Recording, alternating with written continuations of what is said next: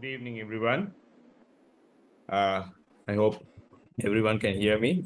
So I welcome you all to another webinar by the Sri Lanka College of Specialist Family Physicians. So it's my pleasure to introduce our esteemed speaker for today's webinar, Dr. Buddhika Thilakarathna. And Dr. Thilakarathna is a highly skilled and experienced consultant oncological surgeon at the Teaching Hospital Batticaloa. With his expertise in surgical oncology, Dr. Thilakarathna has dedicated his career to treat patients in Batticaloa, and he will be shedding light on a silent enemy. So the topic for today is unmasking the silent enemy, the colorectal carcinoma. So please join me in welcoming Dr. Buddhika Thilakarathna as he unravels the mysteries of colorectal carcinoma. And just to remind you some few housekeeping rules, please make sure to rename yourself with a Zoom name similar to that should appear in the participation certificate.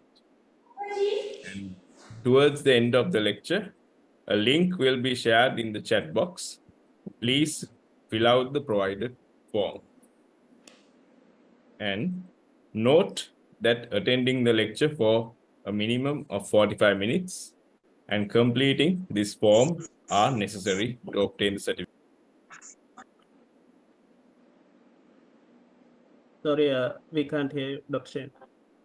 You're muted. Sorry. Note that attending the lecture. Did you hear the housekeeping rules? Yes, we heard. Okay. Please keep your microphones muted throughout the session. And if you have any questions, kindly type them in the chat box. They will be addressed later. And also a few notices. You can subscribe to the official YouTube channel of Sri Lanka College of Specialist Family Physician for recordings of previous lectures. And information regarding next CPD activities will be shared through our WhatsApp group. So over to you, sir, to unravel the mystery of the silent enemy. Thank you, Shane. Good evening, everybody, and I welcome you all and thank you very much for joining today's lecture on colorectal carcinoma. First and foremost, I would like to thank Sri Lanka College of Specialist Family Physicians for giving me this opportunity to discuss about this the silent enemy of colorectal carcinoma. People might think why we have used something called unmasking the silent enemy as a theme for this colorectal carcinoma. There's a reason behind that because until 2021, the colorectal carcinoma was not there in the first three commonest cancers in Sri Lanka. But surprisingly, in 2021, according to the cancer control data, it has been identified the colorectal carcinoma has been the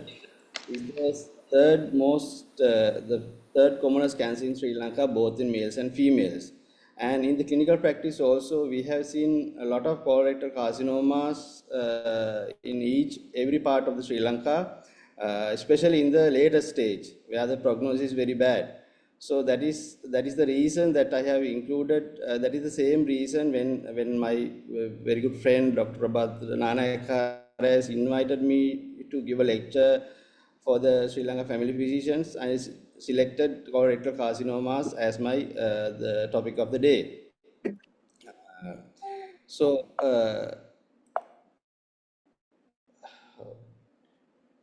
My lecture next 1 hour, these are the topics that I would like to cover up.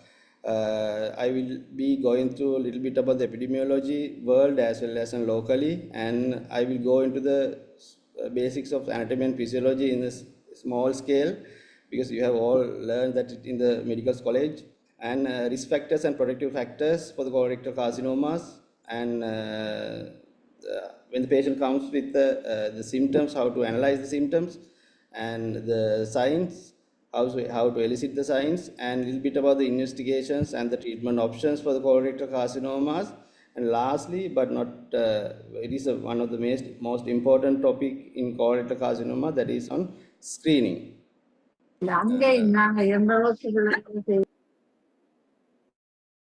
Can hear me, right, Shane? Yes, sir, Bhagat? we can hear you. Yeah. So the colorectal carcinomas is the third commonest cancer worldwide. Approximately 10% of all cancer cases are the colorectal cancers. It is the second leading cause of cancer-related deaths worldwide. According to 2020 WHO data, there are about 2 million new cases has been diagnosed, and nearly about 1 million deaths were recorded worldwide. There is a large geographical variation in incidence and mortality rate. We can see higher incidence in the more developed countries, in the Europe, East Asia and North American countries, and the Australia and New Zealand, and the lowest incidence in South Central Asia, where the Sri Lanka, India and Bangladesh, all these countries are included, but the incidence is now rising in these countries as well. Mortality rates were highest in Eastern Europe. Their incidence also is high, as well as the mortality rate also high. WHO has expected by 2040 the incidence will increase by 63%. That means the 3.2 million expected new cases will be there in 2040, and the deaths rate also rising up to 73% compared to the current value. So they expect about 1.6 million per year death rate in 2040. So the trend is rising, both incidence as well as in mortality. According to the volume 17, which is published by the WHO, the World Health Organization, these are the distribution of incidence and the you can the upper incidence you can see, as I mentioned previously, the incidence is more in North American countries and the Europe and the Australia and New Zealand, more developed countries. The mortality, the lower map is for the mortality. You can see the mortality is highest in the underdeveloped countries like Eastern Europe as well as South American countries.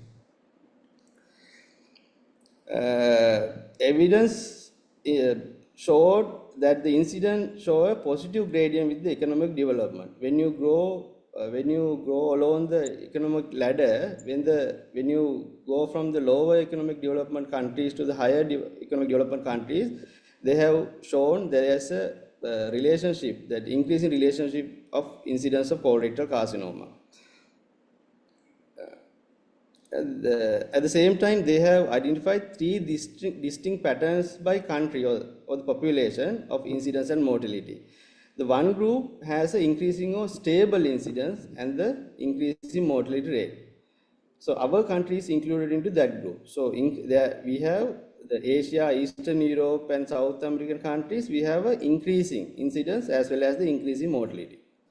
There are other countries, they have an increasing incidence of colorectal carcinoma, yet they have a decreased mortality rate due to the increased technology and early detection. So the Australia, New Zealand and Europe are included in that category.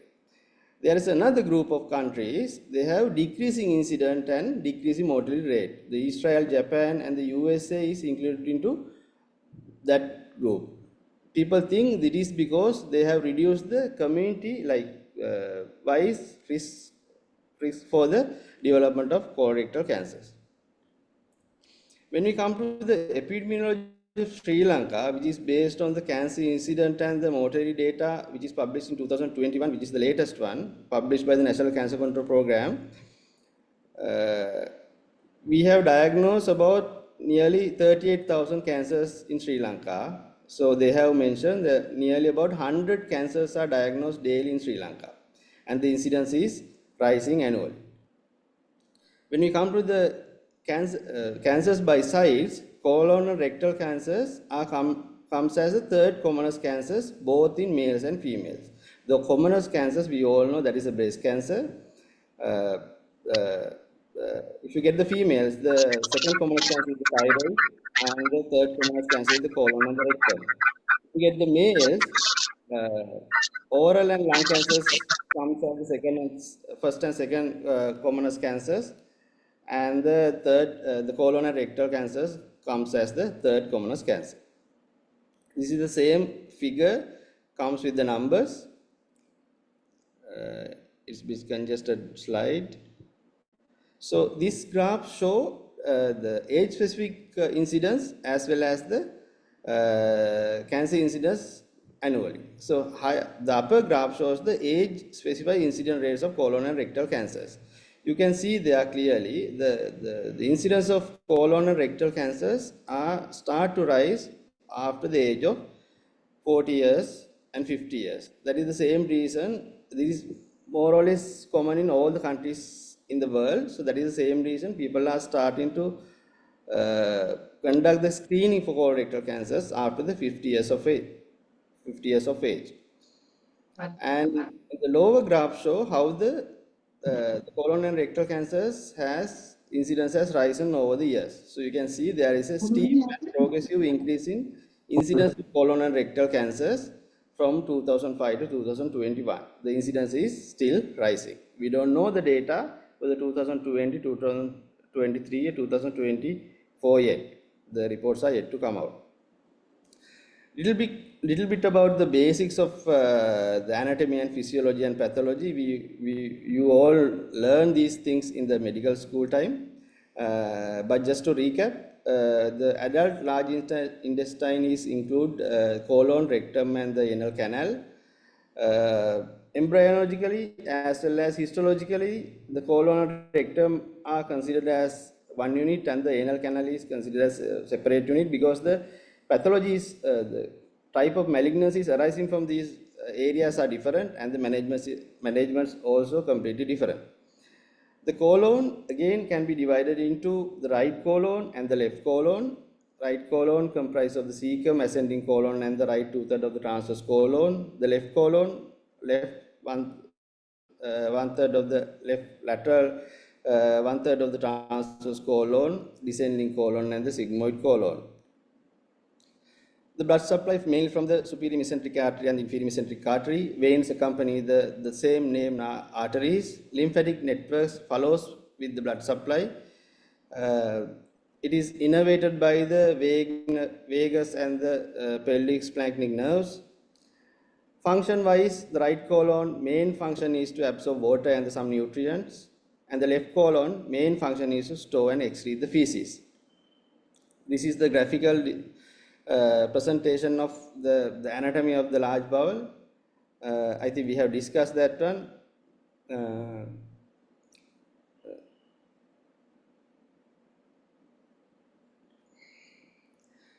Epidemiology of the cancers at the site of the large bowel and the rectum.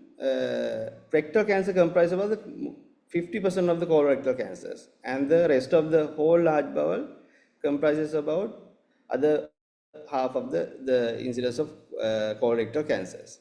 If you get the colon cancers, majority of the cancers are arising on the left side of the colon. I would say all the colorectal cancers, about 60 to 70% of the cancers arising at the left side of the large bowel. That includes the descending colon, sigmoid colon, and the rectum. That is the same reason some people are using flexible sigmoidoscopy as the screening tool for detecting the colorectal cancers.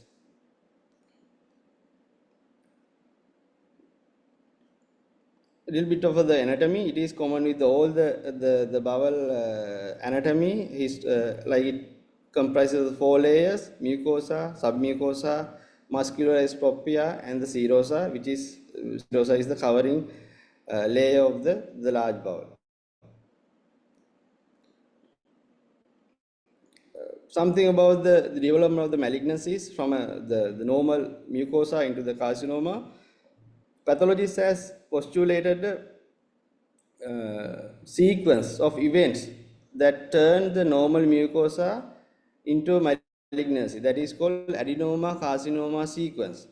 When there is a genetic mutation in the DNA of these mucosal cells, initially it will become adenoma, and with the accumulation of more genetic abnormalities, ultimately it will become a carcinoma. So that is called adenoma carcinoma sequence. That is the majority of the colorectal cancers, the pathophysiologies can be described by the adenoma carcinoma sequence.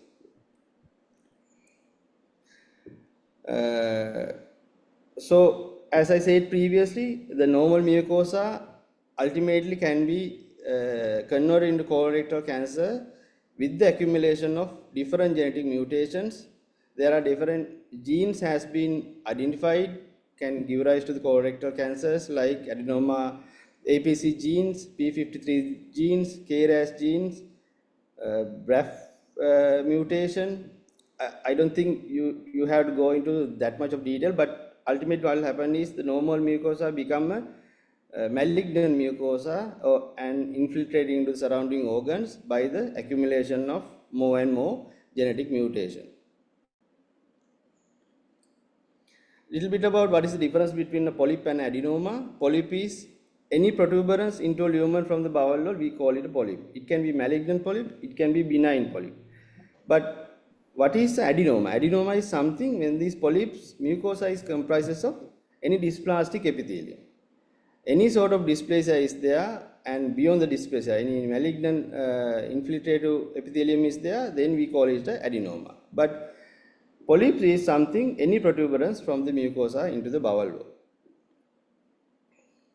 So that concludes the epidemiology of colorectal carcinoma. I think you can have some idea about why we have included colorectal carcinoma as the today's topic, why we call it the silent enemy. So then we get into the subtopic of risk factors and protective factors. Because when a patient comes to you as a primary healthcare workers, you can identify the high risk categories, high risk patients that we should go into the depth of their history and examination to find out whether this patient has a colorectal carcinoma. If needed, whether this patient needs to be referred to specialized centers. In fact, this majority of the colorectal carcinoma patients doesn't have a single risk factor. They work in a combination manner, ultimately giving rise to colorectal carcinoma. For the learning purposes, risk factors and protective factors are broadly grouped into three types: the host factors, lifestyle and environmental factors, and use of medication. The next few slides I will describe about these host factors, lifestyle, environment factors, and the medications. What are the host factors? People talk a lot about genetics behind the malignancies. That is common to colorectal cancers as well. And there are some non-cancerous diseases which increase the risk of development of colorectal cancers. And there is a relationship with the height. We'll talk about it. And whether the patient is a male or female, and what is the age of the patient, and the ethnicity. We'll go each and every one separately in the next few slides. In fact, 30% of the patient who has colorectal carcinoma ultimately will have a 30% of the patient have a positive family history. Even though I say is 30% have family history, only 5% have well-established inherited disease.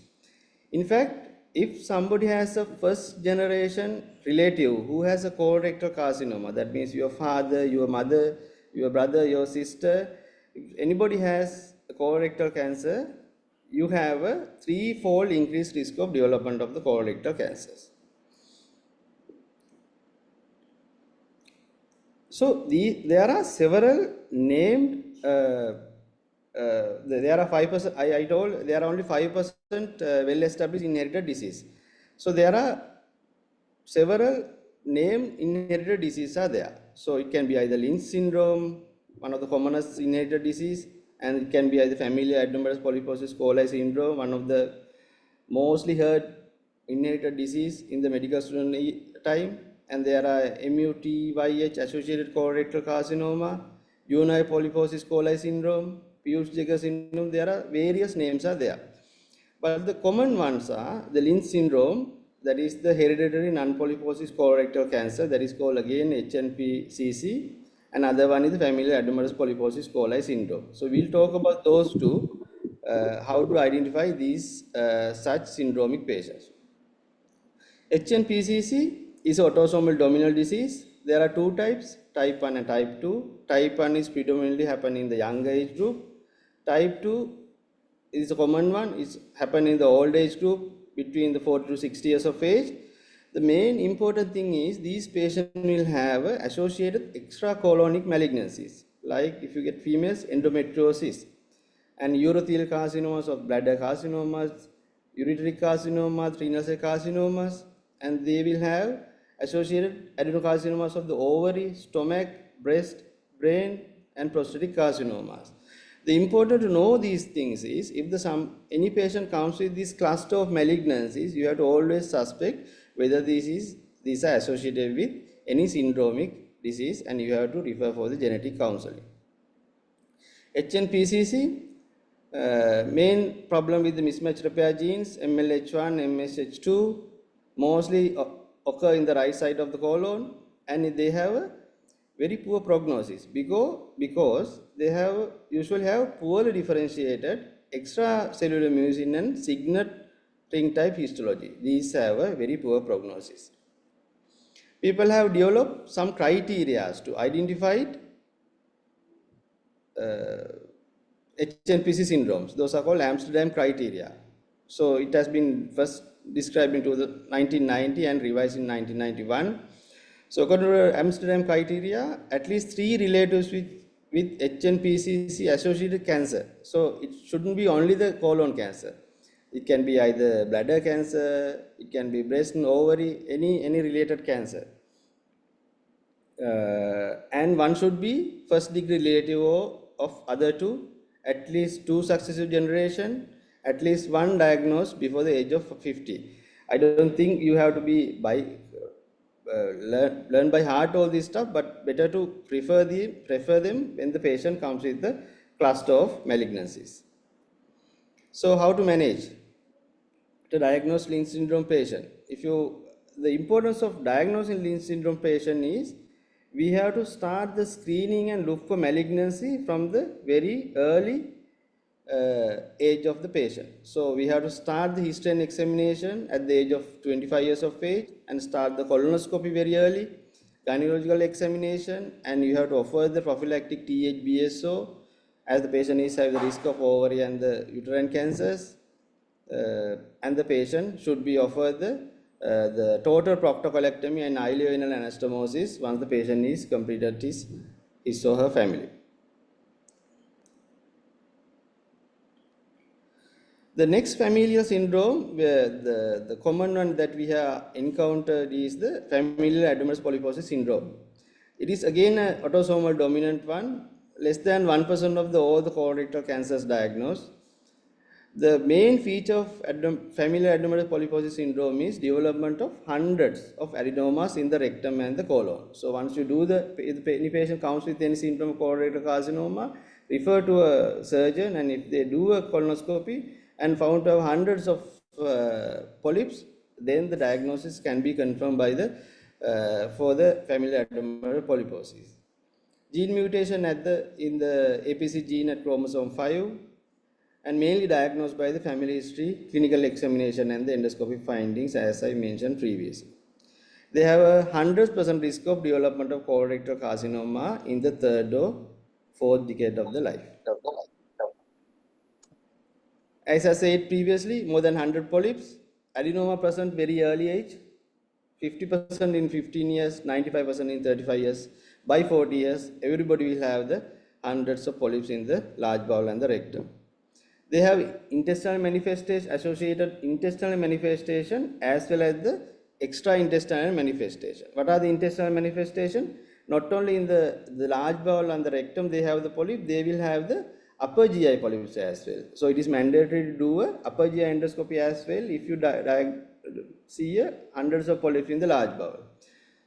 These polyps might also progress into the malignancies, but with a lesser percentage. What are the extra-intestinal manifestations? they can go into blindness with the congenital hypertrophy of retinal pigmented epithelium. And they will have multiple lipomas in the body, epidermoid cysts, and there are associated malignancies as well with the familial adenomatous polyposis. Those are thyroid malignancies, biliary tract carcinomas, adrenal, central nervous system malignancies, and desmoid tumors, and the list goes on like that. So main important thing is if you find a patient with a cluster of symptoms, cluster of malignancies, and cluster of clinical presentation, then always think about syndromes and refer to a specialized center for further investigation. Screening in FAP, whom to screen? All the patients diagnosed with APC mutation and first degree relatives with APC gene mutation, because they have a 50% chance of transferring the gene into the next generation as it is autosomal dominant.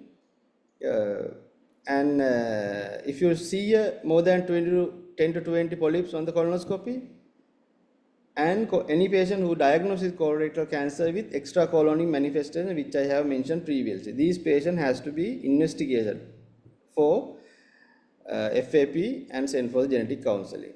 How to screen? Diagnose classical FAP. You can offer the flexible sigmoidoscopy very early age. We are starting colonoscopy at the age of 10 years. And if the adenoma is found, then we have to go for the full colonoscopy and plan for the colectomy. If the patient is diagnosed with colorectal carcinoma with the familial adenomatous polyposis, then you have to go for the urgent colectomy. Or if the patient is having high-grade dysplasia, and if the patient doesn't have a malignancy diagnosed yet but still have the polyps, then you have to plan for the prophylactic colectomy.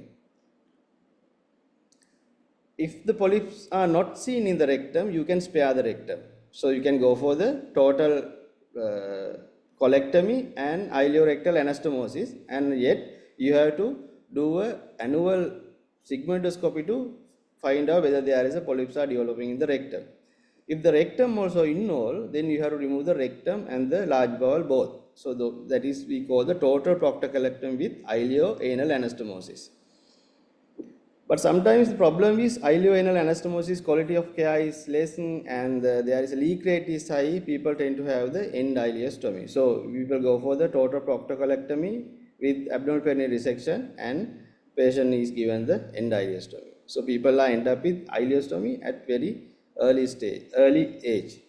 This is one of the surgeries that we have done at Teaching Hospital Batticaloa, diagnosed total proctocolectomy, done it laparoscopically. I am taking the large bowel through the anus. So whole bowel, large bowel has been detected laparoscopically and taken out through the anus. We have removed all the large bowel and the anus and give her end ileostomy. You can see the appendix and all. So we have gone up to the cecum. So these are some of the specimen. Other specimen we have done in Teaching Hospital Batticaloa. All these done in laparoscopically. So we have to remove all of the large bowel, including the rectum. These patients are diagnosed with FAP. So this is how we do in laparoscopically. So you don't have to make a big incisions there. We can do it all these cases with laparoscopically, and patient will end up in a ileostomy. So you have to look for the extraintestinal manifestation. From 25 years onwards, side weaving and end weaving upper GI endoscopy diagnose cholangiocarcinomas and duodenal carcinomas. Annual thyroid scans to diagnose any thyroid malignancies, and alpha fetoproteins to diagnose any hepatic malignancies. People are talking about the chemo prevention, especially with the rectal preserving surgery with NSAIDs, Sulindac and celecoxib. But the current usage in the Sri Lankan practice is questionable because with the side effects of these NSAIDs. There are other FAP variants are there, like attenuated FAP. They don't have the exact clinical presentation of familial adenomatous polyposis, like more than hundreds of polyps and development of malignancy at the age of 30s, but they have a fever adenomatous polyps, delayed appearance of colorectal carcinomas, but yet they have a very high risk of lifetime risk of development of colorectal cancers, has to be offered the prophylactic total proctocolectomy. There are other variants like Gardner syndrome, Turcot syndromes. I don't think you have to learn by heart or keep all this stuff in mind. But as I said previously, whenever there is a collection of clinical presentation and the malignancies comes, always think about syndromic association. Other host factors like non-cancerous, non-genetic disease like inflammatory bowel disease, like ulcerative colitis and Crohn's disease, increase the risk of development of colorectal carcinoma, especially with ulcerative colitis. Patient who has diagnosed with ulcerative colitis has a 3 to 5% of risk of developing colorectal carcinoma. Interestingly, height of the patient has a relationship with the colorectal carcinoma, especially the women. Tall women has a higher risk for the development of colorectal cancers. This is stronger for the colon cancers rather than the rectal cancers. But people say nutrition during the early life, hormone profile, and the sexual maturation are likely to be relevant for this risk factor. Male has more preponderance for the development of colon and rectal cancers. This has been seen almost all the regions in the world, probably due to the lifestyle, diet, smoking, and obesity. So male has a higher risk for development of colorectal cancers. It is common to any cancer with you increasing in the age, the cancer risk is going up. So that is common to colorectal cancers as well. Colorectal cancer's incidence is low, less than 50 years of age. It's accounting only for 10%. But if you go above the 50 years of age, incidence rise steadily. I think you can remember the graph I showed initial time of our presentation. Ethnicity always plays a role, as it is common to many cancers. That is common to colorectal cancers as well. For example, Ashkenazi Jews has a higher risk for the black and Asian people, and black people are more likely to diagnose at an advanced stage and tend to have the more proximal colorectal carcinoma.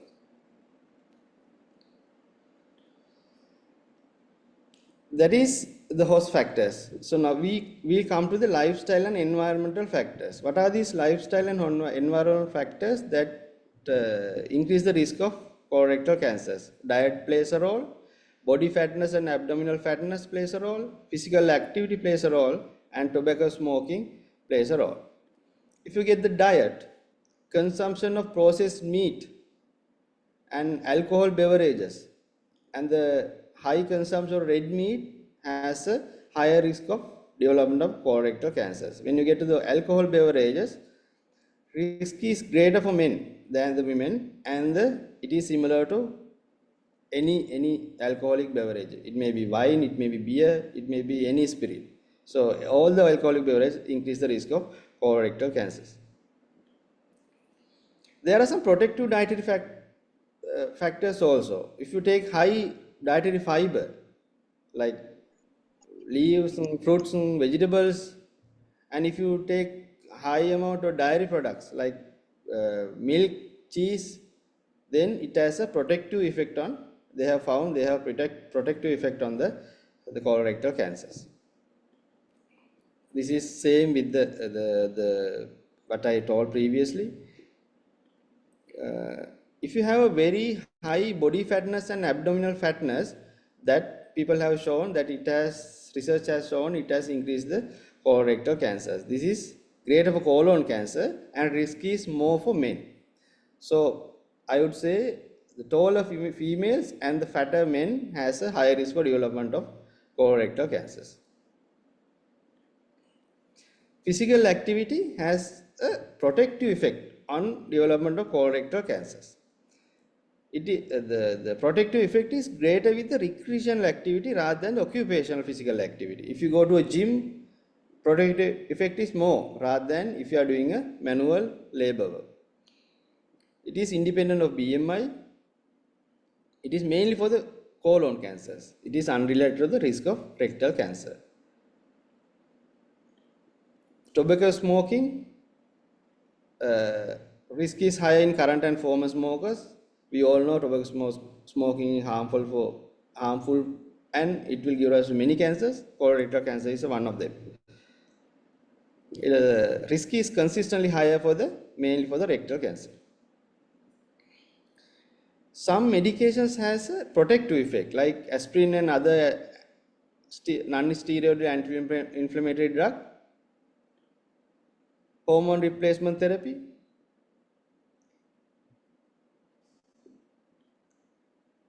and COX-2 inhibitors and metformin. All these have a protective effect on development of colorectal cancers. But having said that, I want to say none of these medication has been used as for the chemoprophylaxis of colorectal cancers. Dietary supplements with calcium also has a protective effect for the development of colorectal cancers. So those are the risk factors. So any patient comes with these aforementioned risk factors, you should go thoroughly into their history and examination and find out whether this patient is having any symptoms suggestive of colorectal cancers. Now we get into the symptoms of colorectal cancers. Then any patient comes with these symptoms, you have to suspect colon and rectal cancers. First and foremost, it is the PR bleeding. Majority of the patient comes with the PR bleeding. Majority of the cancers arising from the left side of the colon and the rectum. Because of that, majority of the patient also come with the PR bleeding. So when the patient comes with the PR bleeding, colorectal cancer is not the commonest cause for the PR bleeding. We all know the commonest cause of PR bleeding is the hemorrhoids. But back of your mind, we have to keep whether this is a presentation of colorectal cancers. So during the history, we have to take detailed history regarding the color, whether it's a fresh bleeding, altered bleeding, melena, what is the amount of blood that is passed, whether the clot has been passed, what is the association with defecation, whether it is mixed with the stool, what is the relationship with the onset and the end, whether there are streaks on the stools. All these give us some idea, some clue whether this is a benign bleeding or the malignant disease. Other symptoms like alteration of bowel habit. People tend to think alteration of bowel habit means only the normal bowel habit changing into the constipation or normal bowel habit changing into the diarrhea. It is not like that. There are 4 things that you have to consider when somebody is telling the alteration of bowel habit. It is not only the frequency, it is the consistency of the stools, it is the amount of the stool as well as the shape of the stool. Any change of any of these areas, you have to consider it as an alteration of bowel habit. And as well as any pain, especially the lower abdominal pain and pain while defecation, should raise the suspicion of whether this patient is having a malignancy. Any obstructive symptoms, absolute constipation, abdominal distension, vomiting, colic abdominal pain. If these symptoms present, it may be a presentation. It may be a presentation after obstruction due to a malignancy. And any lump at the anus also should raise the suspicion of malignancy. The commonest cause for the lump at the anus is the hemorrhoids. But having said that, hemorrhoid may be an external presentation of underlying colorectal carcinoma, especially the upper rectal carcinoma, because upper rectal carcinoma tend to obstruct the venous drainage of the rectum, which will ultimately give rise to the presentation of hemorrhoid. So any patient who comes with the hemorrhoid after the age of 50 years should be scoped, should be offered for the colonoscopy or the sigmoidoscopy to exclude the colorectal malignancy.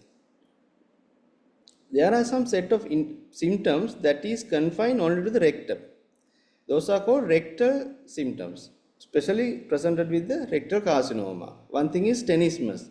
Tenesmus is definition given as painful, fruitless, desirable defecation. That means patient might have a very severe low abdominal pain and he or she wants to go to the toilet. Even he go to the toilet, there will not be any fruitless defecation. There will be nothing coming out. That is what we call the tenesmus. And people might have a sense of incomplete evacuation and some mucus discharge from the rectum and spurious diarrhea. That means there is always soiling of stools around the anus and post constipation diarrhea and string-like diarrhea.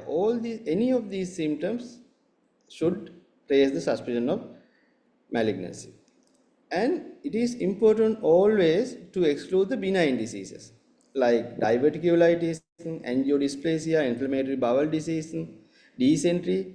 Patient might have a recent contact history of dysentery or the chronic toddy use. So people might have a alteration of bowel habits. So those are not malignant alteration of bowel habits. This is due to the completely benign disease.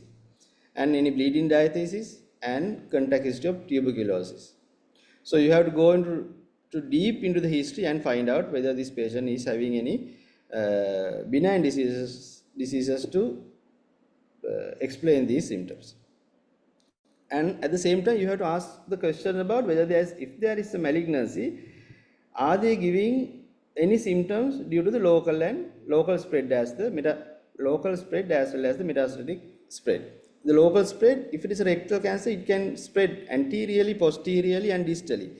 What is anterior rectum is the vagina and the ureter and the bladder and the urethra. So if it is infiltrated in the bladder, they will have the fecal urea. The feces might be passing with the urine and the pneumaturia. The air might go with the urine and patient might have recurrent UTI and fever.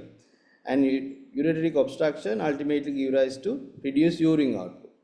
If it is spread back into the back, it might include all these nerves which give rise to the perineal pain, lower back pain in men, impotence, and bilateral oval numbness and pain.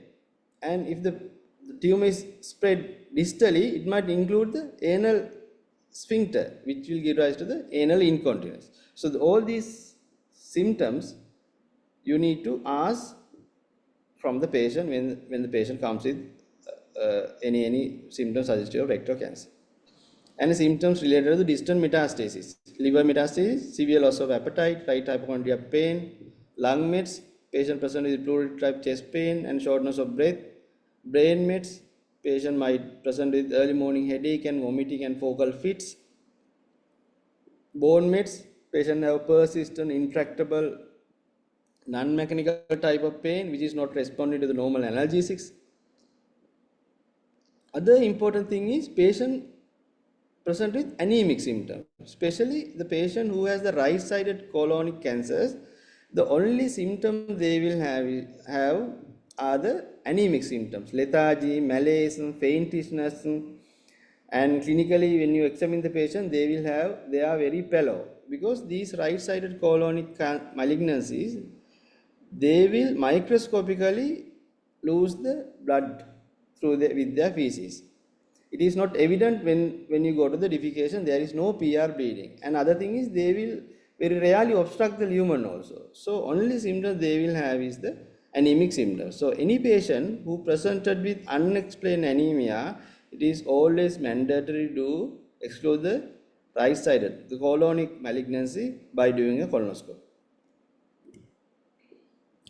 And after taking a detailed history, you have to examine the patient, abdominal examination, and most importantly, digital rectal examination. So never send a patient without doing a digital rectal examination if the patient coming with the previously mentioned symptoms. So you do the digital rectal examination and identify whether there is a lump in the anus. So when there is a lump in the anus and the rectum, so you have to describe and mention how long from the anal verge it is, whether it is in the anterior wall, posterior wall, lateral wall, whether you can get above the lump. All these primary clinicians assessment is very important for the surgeons or the specialized center person to decide on what sort of investigation he has to do in the workup of this patient. So after taking a detailed history and examination, when the patient comes to us, there are a set of investigation we have to do to confirm whether this is a colon or rectal malignancy. So we have to do the full colonoscopy with full bowel preparation, And if you find any lesion there in the colon or the rectum, we have to take a biopsy. And if the biopsy confirm it is as a malignancy, then we have to go for the imaging modality, imaging of the patient in order to have the staging. So for the imaging wise, we will usually do MRI of the rectum and the contrast enhanced CT, chest, abdomen and pelvis. And some of the very early disease, you can consider doing the endoscopic ultrasound scan, and all the colon and rectal diagnosed patient with cancers has to do a baseline CEA value. CEA we are doing in the blood, that is a tumor marker. It is used as a baseline before the surgery, and after the surgery we use it as a follow-up method. After doing the imaging, we will stage the patient based on the American Joint Committee on Cancer AJCC guidelines, that is called TNM staging classification. Annually it is upgrading, like new the same staging will be updating. I don't think you have to go into detail this one, because staging is very important for the clinician, because the treatment modality is dependent on the staging always. So TNM staging, T stands for tumor, N stands for the nodal status, M stands for the metastasis. The same for the staging.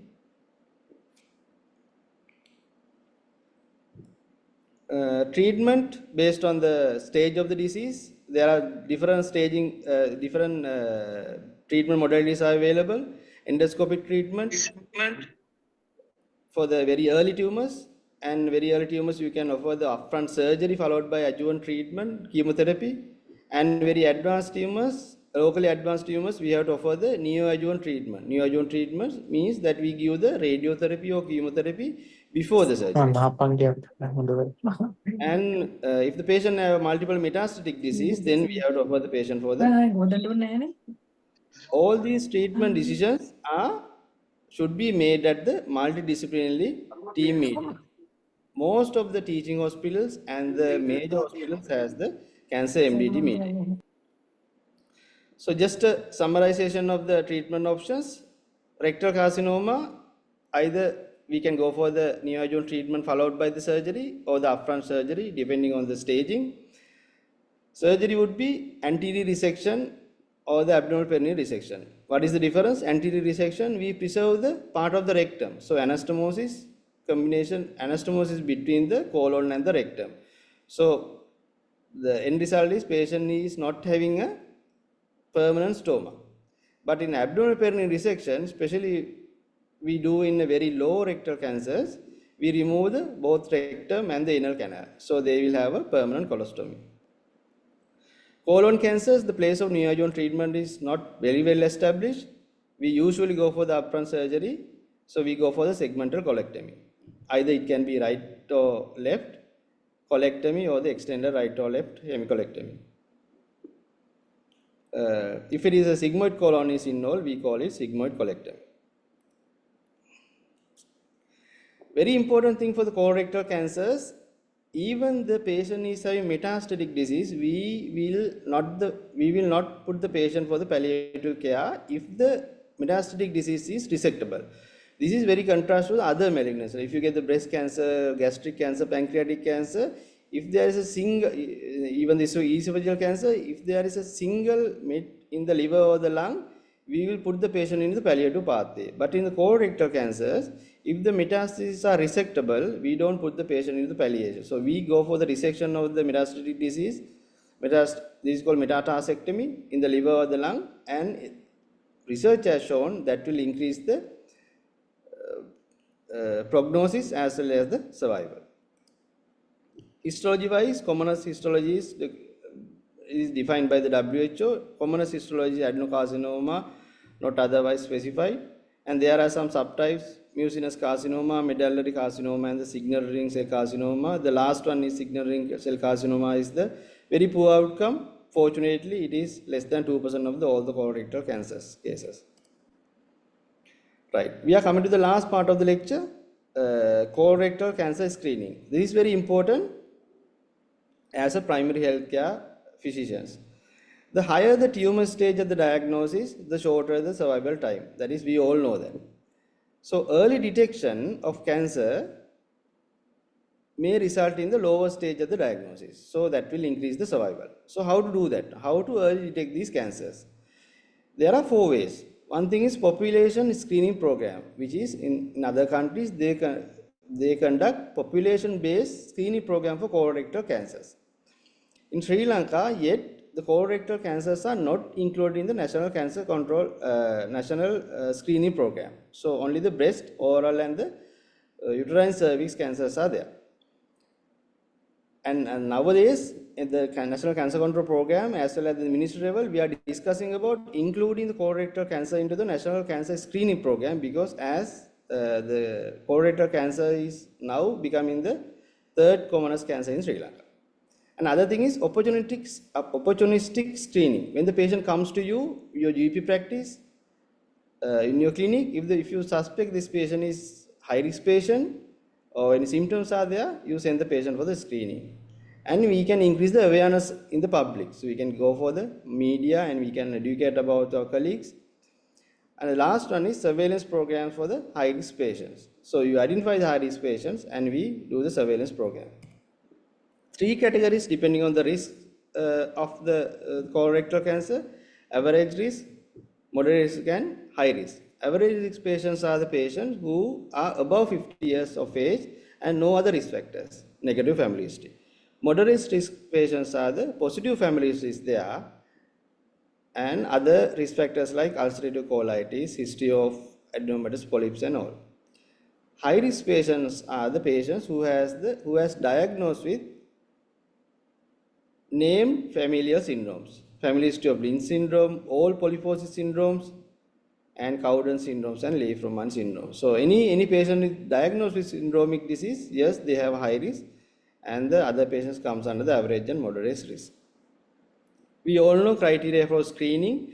Screening disease or tool has some characteristics. It has to be common, important health issue, should have a latent phase or asymptomatic phase, good treatment planned after the diagnosis. It has to be detectable by the available test, and the test has to be low cost and non-invasive tool. So all these characterizations are compatible with the colorectal carcinoma.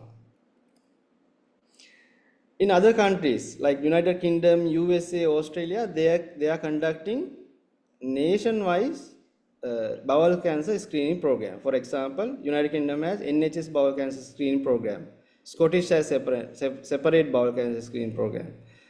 And USA has a colorectal cancer program through the CDC. And Australia has a national bowel cancer screening program.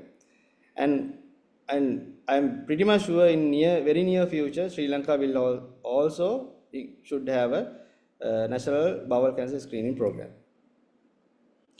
The provision of screening can be provided in a 2 way.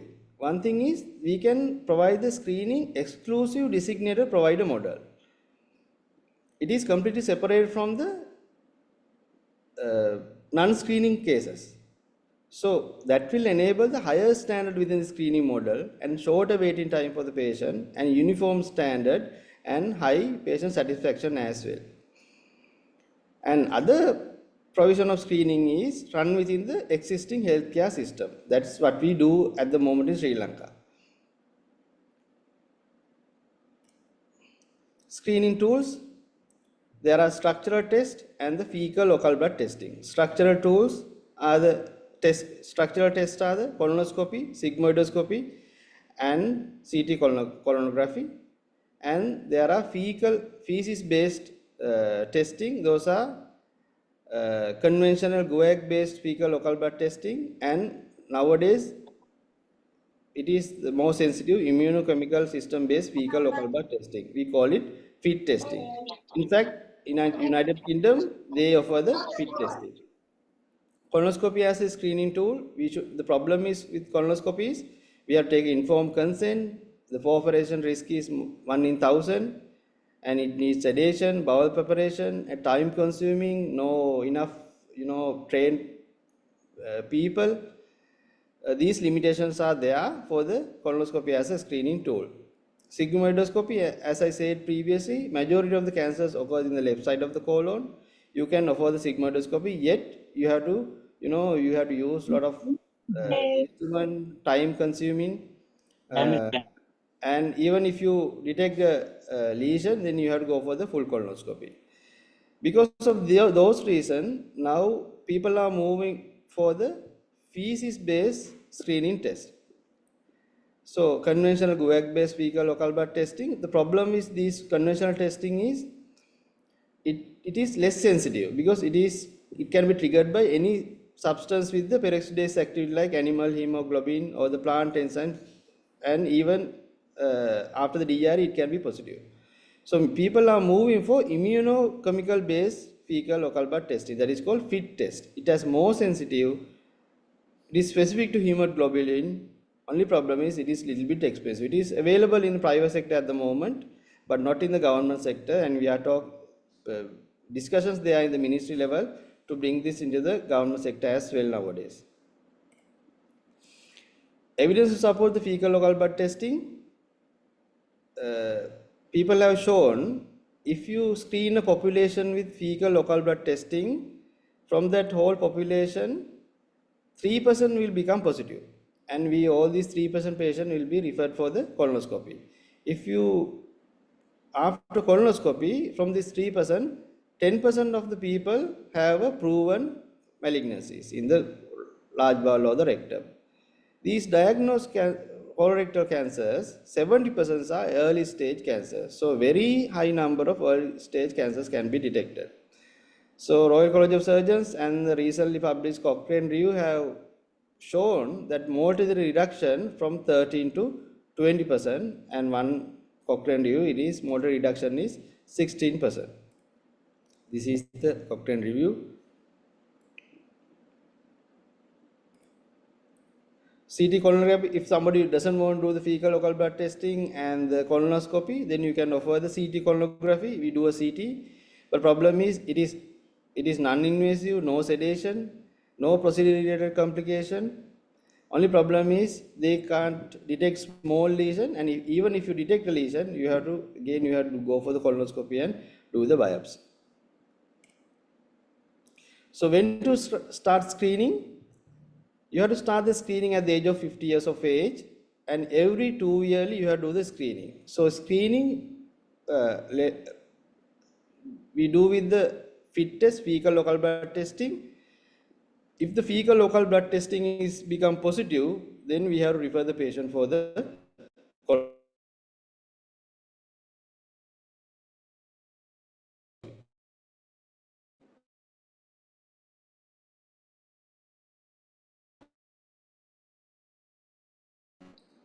I will repeat it.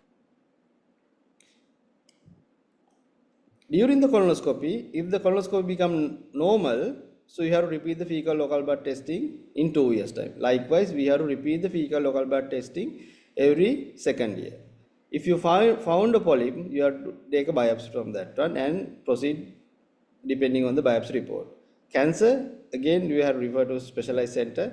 Any benign pathology, again, refer to the specialized center. What are the outcomes of screening? Significant more early and fever late cancer detection, detection of benign diseases, good patient satisfaction, improvement of minimal invasive techniques, because if you detect the cancers in very early stage, it is very easy to do it from laparoscopically. But very advanced stage, you have to go for the open techniques which are time consuming and morbidity and mortality is high. Only problem with screening is it will increase the workload on healthcare system. I think we are okay with that.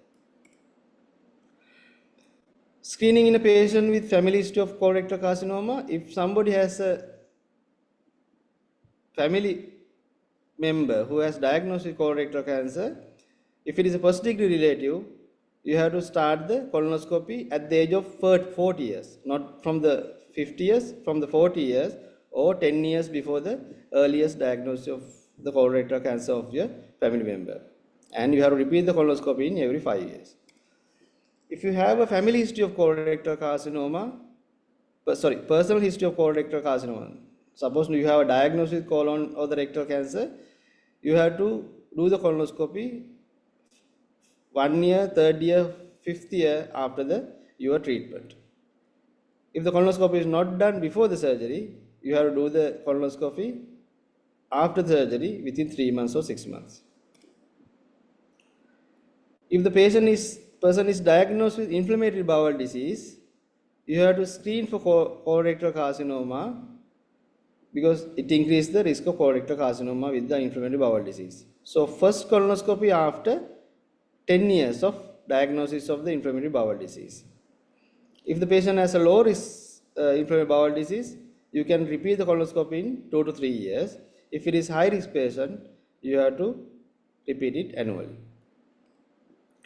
So that concludes my talk on colorectal carcinoma. So we have gone through the epidemiology, risk factors, symptom analysis, treatment, and lastly screening. I think you have gained some knowledge about the colorectal carcinoma and look actively for the colorectal carcinoma. If the patient comes to you, any symptoms or with the high risk profile, and I expect you to refer the patient once we suspect colorectal carcinoma to a nearest specialized center. So my number is there, my email address is there. If you have any queries for further clarification, you can always contact me through these contact measures. Thank you very much. Thanks, sir. Hello. So thank you, sir. So we have come to the end of this insightful webinar. There are some questions in the chat box. So, Sir, may I repeat them for you? Yeah, I can see them. One thing, Yeah. can you please outline the chemo and radiotherapy in rectal and colon cancer treatment? Right. Now, if the patient is locally advanced tumor, if I would go a bit advanced talk now. Now, if it is T3N1 disease or above, then we have to offer the patient with the neoadjuvant radiotherapy. I am talking about the rectal carcinoma. If you get the rectal carcinoma, if it is a locally advanced rectal carcinoma, we will give the neoadjuvant radiotherapy. Conventionally, we are giving the neoadjuvant radiotherapy. There are different courses of radiotherapy. There are short course radiotherapy, long course radiotherapy, but main mode of neoadjuvant treatment is the radiotherapy. But now new evidence are coming. If we included the chemotherapy also after the radiotherapy, that is called total neoadjuvant treatment. So the response rate is better. So nowadays evidence are coming. We include the chemotherapy also before the surgery, but previously we give the neoadjuvant wise radiotherapy only. After the surgery, we assess the histology, we assess the specimen and all. If you think that this patient needs the adjuvant chemotherapy, that means chemotherapy after the surgery, we have to give the chemotherapy. That is, I don't know whether you have heard about it. These are called Folfox, Folfiri, Folfonax. This is mainly handled by the oncologist. It comprises a combination of chemotherapy: folinic acid, 5-fluorouracil, irinotecan. All these chemotherapy, combination of chemotherapy are used as the adjuvant setup. When you get the colon cancers, place of neoadjuvant treatment, as I said previously, not very much established. Because we think it can be primarily we can resect it. But after the surgery, if the lymph nodes are positive and if the extravascular serosal breakdown is there and lymphovascular embolization is there, then again we have to offer the adjuvant chemotherapy. That chemotherapy also based on the folinic acid, irinotecan, and the 5-fluorouracil. So I think it is more or less oncological aspect thing, but we mainly use the Folfox, Folfiri, and Folfonax. Second question is, when can we offer fit test for a person in a primary care setting? So in what happened in other countries is every person above 50 years of age are offered the fit test. So even in Sri Lanka, I would suggest we can offer any patient who is above 50 years of age, we can offer the fit test. If the fit test is positive, refer them for the colonoscopy. If the fit test is negative, then you repeat the fit test in about 2 years time. So that is the recommendation. Third question is, are there any recommended questionnaires to screen for colorectal carcinoma to be used in primary care? There is no recommended questionnaires as far as I know for used in primary care. I think we have to go through to the history and identify the high risk profiles and the symptom analysis. Then only we can refer for the specialized centers. Certificate link, that is for you, I think. So there's one more. Yeah. What is the sensitivity and specificity of CEA, carcinoembryonic antigen, and what are the false positives? That's the question. Right. CEA, the problem is CEA is a tumor marker. There are some tumors which are non-secretory of CEAs. So about 15%, 15 to 10% of the tumors are not secreting CEA. That is the main reason you have to do the CEA level before the surgery. So you have a baseline CEA levels. Now suppose if a patient has a non-secretory tumor with CEA in regards to CEA, you are tend to follow up the patient after surgery with CEA. It will never go up because even before the surgery also CEA are not rising because it is non-secretory tumor. That is the reason that we do the CEA pre-operatively. So I would say you can't say the sensitivity and specificity. There are 10 to 15% non-secretory tumors are there and 85% to 90% secretory tumors are there. So that is the reason we do the CEA, keep a baseline, and after the surgery, during the follow-up, we do serial CEA to see whether the CEA rising or not. If the CEA rising, we know there is a recurrence is happening somewhere. Then we have to investigate for the recurrence. I think I have answered that question.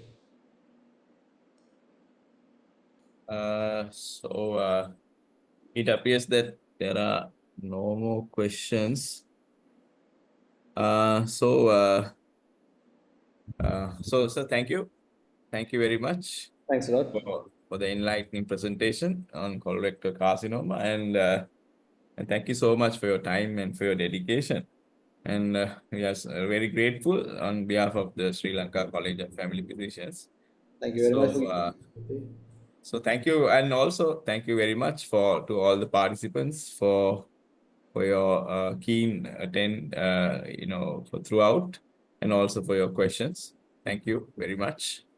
Thanks a lot. Thank you very much. Signing Thanks off. everybody and Thank good you. night. Good night, everyone. Thanks.